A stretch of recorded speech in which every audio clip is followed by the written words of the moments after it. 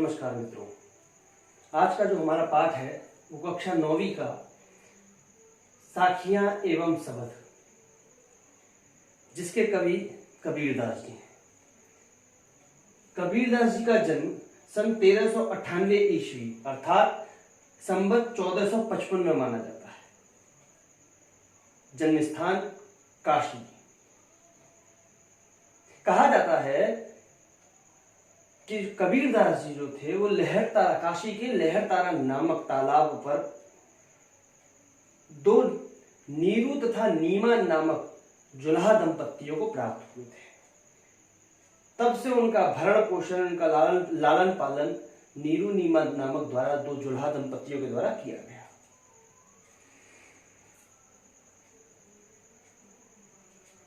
इनके जन्म के संबंध में एक दोहा प्रचलित है। 1455 साल में चंद्रवार एक ठाठ थे, जेठ सुदी बरसायत को पूर्णमासी प्रकट हुआ, अर्थात पूर्णमासी के दिन जो है इनका प्राकट्य हुआ था। जेठ सुदी बरसायत को अर्थात जेठ मास की पूर्णमासी को इनका प्रादुर्भाव हुआ था। जन्म स्थान काशी था। लहरतारा नामक तालाब के किनारे जो है नीरू नीमा नामक जुल्हा दंपतियों को प्राप्त हुए थे। तब से इनका लालन पोषण जो है नीरू नीमा नामक जुल्हा दंपतियों के द्वारा किया गया। इनकी प्रमुख रचना है साखी शबद रमैनी। 3 रचना है जिसके पूरे संग्रह को एक बीजक नाम से संबोधित किया जाता है। साखी जो है वो दोहों में संकलित है, शबद पदों में संकलित है तथा जो रमैनी है वे चौपाई छंदों में संकलित की गई है। आचार्य रामचंद्र शुक्ल ने कबीरदास जी की भाषा को सदुखड़ी भाषा कहकर के पुकारा है। क्यों? इसका कारण क्या है? क्योंकि उनकी जो भाषा थी वह अनेक भाषाओं का मिश्रण थी। कम से कम मिनिमम 5 भाषाओं का इनकी जो रचनाएं जो थी, इनकी 5 भाषाओं का मिश्रण थी। इसीलिए इनकी भाषा को सदुखड़ी भाषा कहा गया। सदुखड़ी का अर्थ होता है साधुओं जैसी खड़ी बोली, सदुखड़ी बोली। आचार्य महावीर प्रसाद द्विवेदी ने इन्हें भाषा का डिक्टेटर भी कहा है। इनकी भाषा में अनेक भाषाओं के शब्द, इनकी रचनाओं में अनेक भाषाओं के शब्द प्राप्त होते हैं।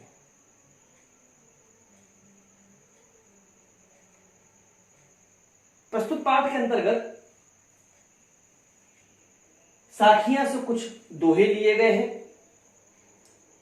तथा शबद से एक पद लिया गया है, जिसके बारे में आज हम बात करेंगे, जिसका व्याख्यान आज मैं आपके सामने प्रस्तुत करूंगा।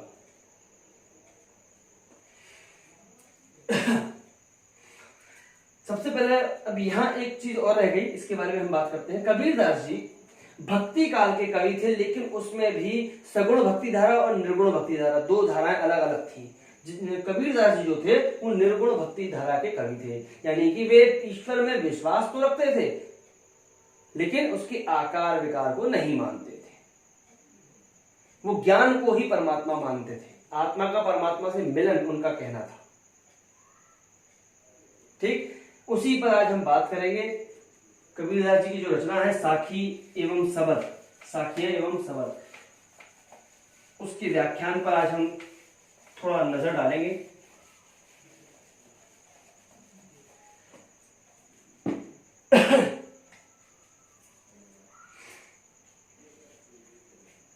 कबीरदास जी की जो पहली साखी है, पहला जो दोहा है, उसके अंतर्गत कबीरदास जी ने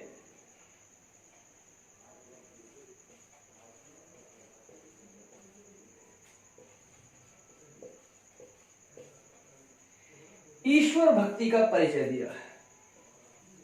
ईश्वर भक्ति का परिचय दिया है और क्या बताया है आगे देखते हैं।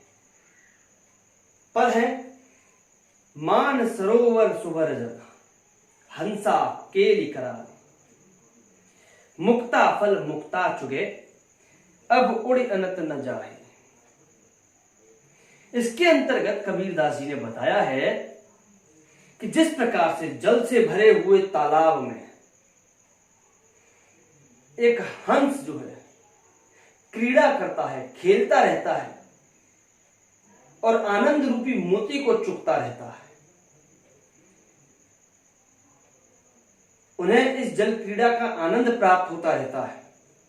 उन्हें जो है उस हंस को जो है उस जल क्रीड़ा का आनंद आ रहा है और अब वह उसे कहीं छोड़ करके नहीं जाना चाहता, कहीं और जो है दूसरी जगह उसे छोड़ करके नहीं जाना चाहता। कहने का तात्पर्य यह है, आशय यह है कि ईश्वर प्रेम से परिपूर्ण मन वाले साधक व्यक्ति को, ईश्वर के प्रेम से परिपूर्ण जिसका हृदय होता है, ऐसे व्यक्ति को आत्मलीन होकर के परम सुख आनंद की प्राप्ति होती है, परम सुख की, परम आनंद की प्राप्ति होती है। इस परम आनंद को पाकर इन्हें सांसारिक सुखों की इच्छा नहीं रह जाती। जिस प्रकार से, मैंने आपको दोबारा से बता दे रहा हूं, जिस प्रकार से जल से भरे हुए सरोवर में एक हंस क्रीड़ा करता हुआ आनंद रूपी मोती को चुगता है और उसे छोड़ करके वे कहीं और जाना नहीं चाहता, ठीक उसी प्रकार से ईश्वर की भक्ति करने वाला व्यक्ति, ईश्वर का साधक व्यक्ति, जब उसे वह परम सुख प्राप्त होता है, ईश्वर रूपी परम सुख प्राप्त होता है, मुक्ति का जो परम सुख है वह उसे प्राप्त होता है, तो वह उस सुख को छोड़ करके कहीं और जाना नहीं चाहता, उसके हृदय में कोई और इच्छा नहीं रह जाती है।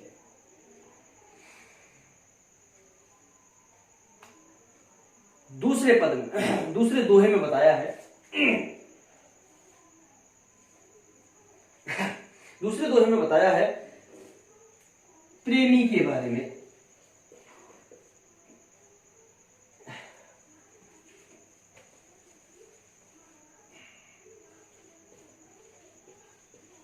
ईश्वर के प्रेमी के बारे में बताया गया है कि भाई प्रेमी कैसा होना चाहिए। दूसरा दोहा है, प्रेमी ढूंढत मैं फिरो, प्रेमी न मिले न कोई, प्रेमी की को प्रेमी मिले सब विष अमृत होई। एक बार दोबारा से रिपीट कर दे रहा हूं, प्रेमी ढूंढत मैं फिरो, प्रेमी मिले न कोई, प्रेमी को प्रेमी मिले सब विष अमृत होई।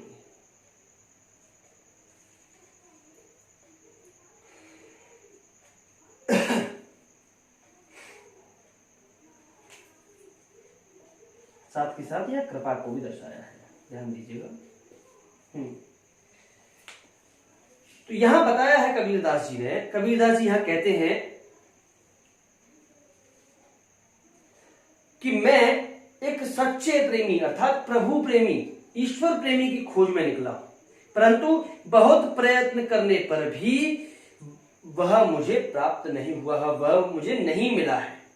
कबीरदास जी कह रहे हैं कि मैं एक सच्चे प्रेमी की तलाश में निकला हूं, एक सच्चे ईश्वर भक्ति करने वाले व्यक्ति, सच्चे ईश्वर प्रेमी की तलाश में निकला हूं, लेकिन वो मुझे अभी तक प्राप्त नहीं हुआ है। परंतु जब किसी प्रेमी व्यक्ति से, प्रेमी भक्त को से जो है एक सच्चा प्रेमी मिल जाएगा, कबीरदास जी कहते हैं कि जब किसी एक सच्चे प्रेमी से इस सच्चे भक्त की का मिलन हो जाएगा, जब सच्चा भक्त मिल जाएगा, तो उसके सारे सांसारिक कष्ट दुर्गुण नष्ट होकर के अमृत में बदल जाएंगे, सुख में बदल जाएंगे, अर्थात मन में पवित्रता रूपी अमृत का संचार हो जाएगा।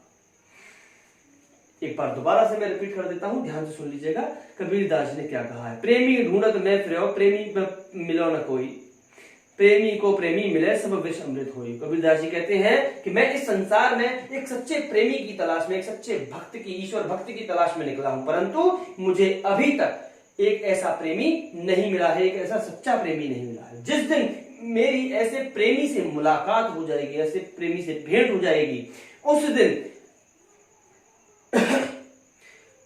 कबीरदास जी कहते हैं कि उस दिन सांसारिक जो कष्ट हैं और वे दुर्गुण जितने भी हैं वो सब सुख में परिवर्तित हो जाएंगे, सुख रूपी अमृत में परिवर्तित हो जाएंगे, अर्थात मन में पवित्रता रूपी अमृत का संचार हो जाएगा।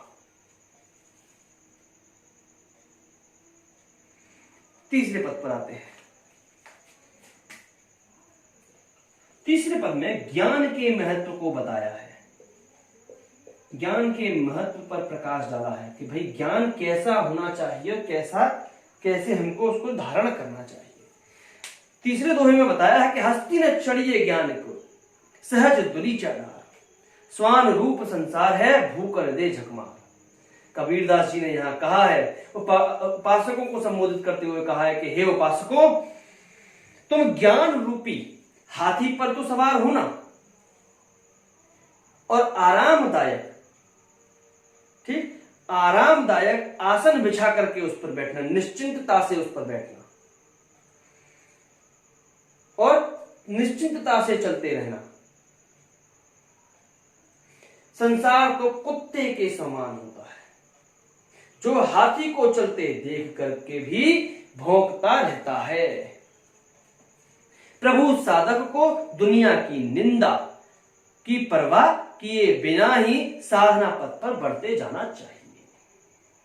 कबीरदास जी ने क्या कहा है कि हमें ज्ञान रूपी हाथी पर तो सवार होना चाहिए, और बल्कि कैसे आरामदायक आसन पर बैठ करके सवार होना चाहिए और निश्चिंतता के साथ चलते रहना चाहिए, क्योंकि यह संसार जो है एक कुत्ते के समान है, जो कि चलते हुए हाथी को देख करके भी भौंकना प्रारंभ कर देता है। परंतु जो प्रभु साधक व्यक्ति है, जो ईश्वर की साधना करने वाला व्यक्ति है, वह दुनिया की निंदा की परवाह किए बिना साधना के पथ पर चलता रहता है। चलते रहना चाहिए। चौथे दोहे पर आते हैं। पखा पखी के कारणे सब जग रहा भुला, निरपख होई के हरि भजे सोई संत सुजान। यहां कबीरदास जी ने क्या कहा है? यहां कबीरदास जी के अनुसार आज सारा संसार पक्ष विपक्ष की उलझन में फंस गया है। पखा पखी अर्थात पक्ष विपक्ष। कबीरदास जी का कहना क्या है? कबीरदास जी के अनुसार यह जो सारा संसार है वो पक्ष विपक्ष की उलझन में फंस गया है, पड़ गया है। तर्क वितर्क के चक्कर में लोग भगवान को भूल गए, ईश्वर को भूल गए। सच्चा संत वही है जो निष्पक्ष भाव से ईश्वर की भक्ति करता है। कबीरदास जी का कहना क्या है कि सच्चा संत वही व्यक्ति है जो सच्चे मन से, निष्पक्ष भाव से जो है, निष्पक्ष मन से जो है ईश्वर की भक्ति करे, ईश्वर की पूजा करे, ईश्वर का अर्चन करे। वही जो है सच्चा संत है।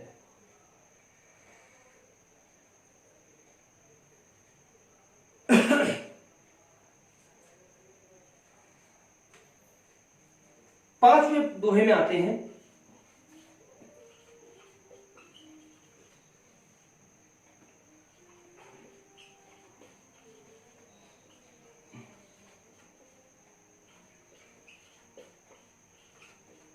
पांचवें दोहे में सांप्रदायिकता की निंदा की गई है कबीरदास जी के द्वारा। भेदभाव, सांप्रदायिकता, इन सब की जो है निंदा की गई है, अवहेलना की गई है, खंडन किया गया है। चलिए दोहे की ओर चलते हैं। हिंदू मुआ राम कही, मुसलमान खुदाई, कहे कबीर सो जीवता, जो दुह के निकटे न जाए। कबीरदास जी के अनुसार हिंदू जन यानी कि जो हिंदू लोग हैं वो राम का नाम लेकर मर गए, और जो मुस्लिम व्यक्ति हैं, जो मुसलमान लोग हैं, वह खुदा खुदा कहते हुए मर गए, पर दोनों ईश्वर को न पा सके। कबीरदास जी का कहना यह है कि जो हिंदू व्यक्ति है वो तो राम राम कहता हुआ मर रहा है, और जो मुस्लिम व्यक्ति है, जो मुसलमान है, वे खुदा खुदा चिल्ला रहा है, खुदा खुदा जो है बोल रहा है, परंतु वे दोनों ही ईश्वर को नहीं पा सके। अर्थात आपसी भेदभाव में पड़ करके कट्टर हो गए।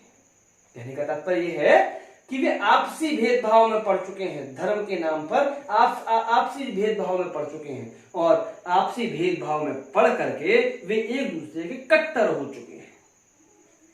कबीरदास जी कहते हैं कि वास्तव में वही व्यक्ति जीवित है या जीवित कहलाने के लायक है, जीवित कहलाने का अधिकारी है, जो हिंदू मुसलमान और राम खुदा दोनों से दूर रहता है। यानी कि कहने का सीधा सीधा मतलब ये है कि वे जो है हर प्रकार के भेदभाव से दूर रहता है, वही जीने का या जीवित होने का सबसे बड़ा अधिकारी है। आशय यह है कि भगवान राम और खुदा दोनों से अलग है और मानवता हिंदू और मुसलमान के भेद से ऊपर है। यानी कि व्यक्ति में क्या होना चाहिए? मानवता का गुण होना चाहिए।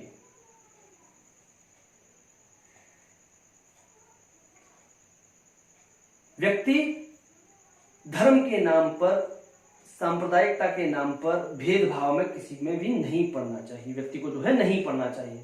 किसी प्रकार की जो कट्टरपंथी है वो उसके हृदय में नहीं होनी चाहिए। आगे चलते हैं। दोहा नंबर 6।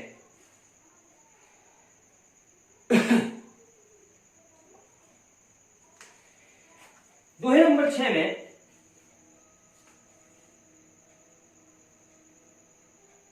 कबीरदास जी ने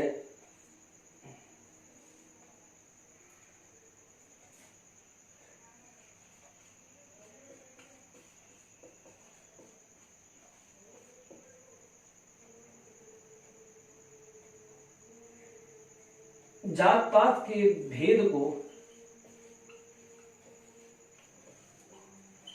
नष्ट करते हुए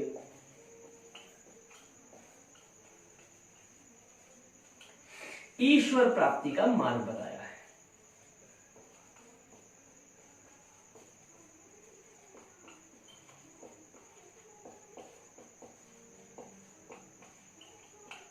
ईश्वर प्राप्ति का मार्ग बताया है। आइए जानते हैं इस पद में है क्या।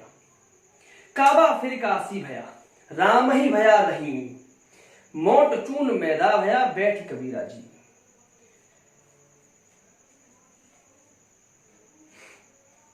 यहां बताया गया है कि जब कबीरदास जी धार्मिक भेदभाव से उठ करके निष्पक्ष हो गए तो उनके लिए मुसलमानों का पवित्र जो तीर्थ था काबा, वह उनके लिए काशी के समान हो गया और राम का जो नाम था वह उनके लिए रहीम के समान हो गया। कबीरदास जी का कहना यह है कि जब मैंने अपने हृदय से भेदभाव रूपी जो भाव था वह निकाल दिया, तब मेरे लिए जो मुसलमानों का जो तीर्थ स्थल है काबा, वह मेरे लिए काशी के समान हो गया और जो राम था वह मेरे लिए रहीम के समान हो गया, रहीम के समान पवित्र हो गया। जिसे वे मोटा आटा समझ करके अखाद्य समझते थे, अब वही उनके लिए बारीक मैदा हो गया। कबीरदास जी कहते हैं कि जिसे मैं अब तक मोटा आटा समझ रहा था, वही मेरे लिए कैसा हो गया? बिल्कुल बारीक मैदे के समान हो गया, बारीक मैदे के समान हो गया। और वे बैठ करके आराम से उसका पान कर रहे हैं, उसको खा रहे हैं, उस आनंद को प्राप्त कर रहे हैं। आशय यह है कि धार्मिक भेदभाव को नष्ट होने पर, धार्मिक भेदभाव के धार्मिक भेदभाव जो है जब वो नष्ट हो जाते हैं, धार्मिक भेदभाव के नष्ट होने पर मेरे मन में हिंदू और मुसलमान, राम और रहीम के नाम पर बसी सांप्रदायिकताएं जो थी वह सब नष्ट हो गई, वह सब दूर हो गई। कबीरदास जी कहते हैं कि मेरे हृदय में क्या था? मेरे हृदय में जो सांप्रदायिकता भरी पड़ी थी राम और रहीम के नाम पर, हिंदू और मुस्लिम के नाम पर, वह सब भेदभाव जो था वह सब नष्ट हो चुका है। आगे चलते हैं। दोहा नंबर 7।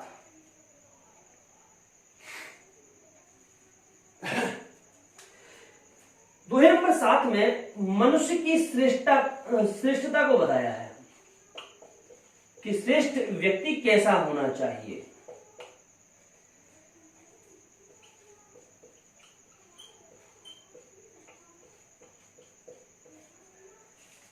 यहां जो है मनुष्य की श्रेष्ठता को दर्शाया है कि मनुष्य जो है श्रेष्ठ कैसा होना चाहिए, श्रेष्ठ मनुष्य कैसा होना चाहिए। तो आइए बात करते हैं इस दोहे की ओर। दोहे में ऊंचे कुल का जन्मिया, जे करनी ऊंच न हुई, सुवर्ण कलश सुरा भरा, साधु निंदा सुनी। कबीरदास जी के अनुसार यदि कोई मनुष्य श्रेष्ठ कुल में जन्मा है किंतु उसके कर्म श्रेष्ठ नहीं है, तो उसका क्या लाभ? कबीरदास जी कहते हैं कि अगर कोई व्यक्ति ऊंचे कुल में जन्मा है लेकिन उसके कर्म अच्छे नहीं है, श्रेष्ठ नहीं है, तो उसका क्या लाभ? सोने का घड़ा अगर शराब से भर दिया जाए, शराब से भरा हुआ हो, तो भी जो सज्जन व्यक्ति होते हैं, जो साधु पुरुष होते हैं, वे उसकी निंदा ही करते हैं। कबीरदास जी कहते हैं, एक बार दोबारा से बता दे रहा हूं, ध्यान से समझ लीजिए। कबीरदास जी के अनुसार यदि कोई मनुष्य श्रेष्ठ कुल में जन्मा है किंतु उसके कर्म श्रेष्ठ नहीं है, तो उसका क्या लाभ? सोने का घड़ा शराब से भरा हो तो साधु लोग ऐसे बर्तन की निंदा ही करते हैं। आशय यह है कि मनुष्य कर्म से महान होता है, ना कि जन्म से।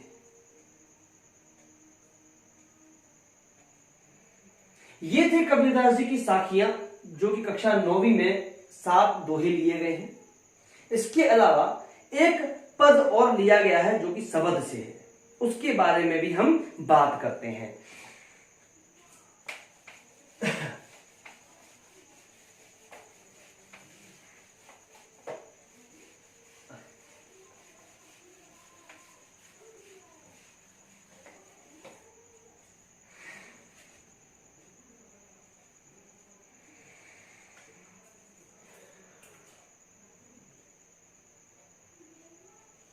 देखिए, शब्द के इस पद में ईश्वर प्राप्ति के बारे में बताया गया है कि ईश्वर को हम कहां कहां ढूंढते हैं और वह कहां होता है। कहने का सीधा मतलब यह है कि ईश्वर को तो हम मंदिर, मस्जिद, कैलाश, इन सब जगहों पर ढूंढते हैं, परंतु वे कण कण में व्याप्त है।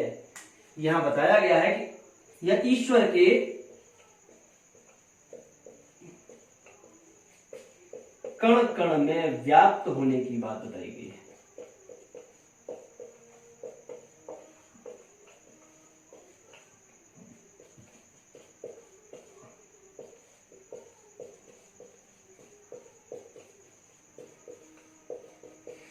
ईश्वर के कण कण में व्याप्त होने की बात बताई गई है। चलिए आइए चलते हैं इस पद की ओर। मोह को कहां ढूंढे रे बंदे, मैं तो तेरे पास में, ना मैं देवल, ना मैं मस्जिद, ना काबे कैलाश में, ना तो कौन एक क्रिया कर्म में, ना योग वैराग में, खोजी होए तो तुरंत ही मिले हो, पल भर की तलाश में। एक सच्चे खोजी के बारे में यहां बताया गया है।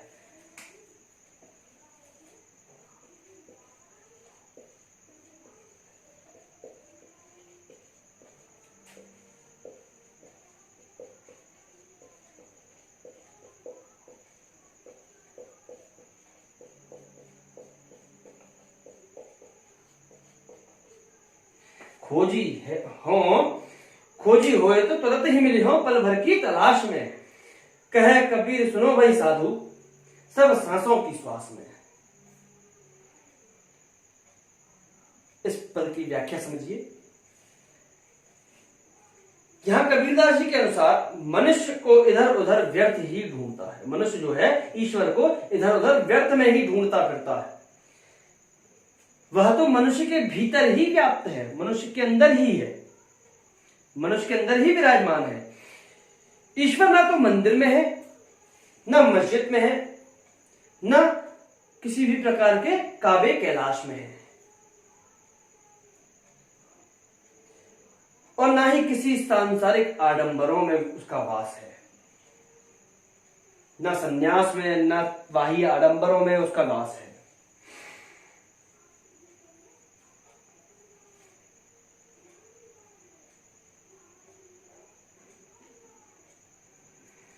सच्चे अर्थ में कबीरदास जी का कहना यह है कि सच्चे अर्थ में अगर आप ईश्वर को ढूंढो,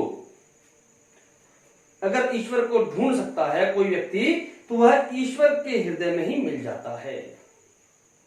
यानी कि कहने का मतलब यह है सच्चे अर्थ में ढूंढने वाला ईश्वर को पल भर में ही हृदय में मिल जाता है, ईश्वर की जो है उसको प्राप्ति हो जाती है। एक बार दोबारा से मैं आपको रिपीट कर देता हूं, समझ लीजिए। कबीरदास जी के अनुसार मनुष्य ईश्वर को इधर उधर देखता रहता है, ढूंढता रहता है, व्यर्थ में ही ढूंढता रहता है। वह तो मनुष्य के भीतर ही विराजमान है। ईश्वर ना तो मंदिर में है, न मस्जिद में है, न काबा में है, न कैलाश में है, और ना ही किसी प्रकार की सांसारिक आडंबरों में, साधना में, ना ही संन्यास ग्रहण करने में। सच्चे अर्थ में ढूंढने वाले को ईश्वर तुरंत ही उसके हृदय में ही मिल जाते हैं। वे अपने अंदर ही अगर झांकेगा तो उसे ईश्वर प्राप्त हो जाएंगे। उसे अपने अंदर झांकना चाहिए। ईश्वर की प्राप्ति के लिए सबसे पहले उसे क्या करना चाहिए? अपने भीतर झांकना चाहिए, अपने अंदर की जो दुर्गुण है उसको हटाना चाहिए, उसकी जो धूल है उसे हटाना चाहिए। ईश्वर की प्राप्ति उसे सहज भाव में हो जाएगी।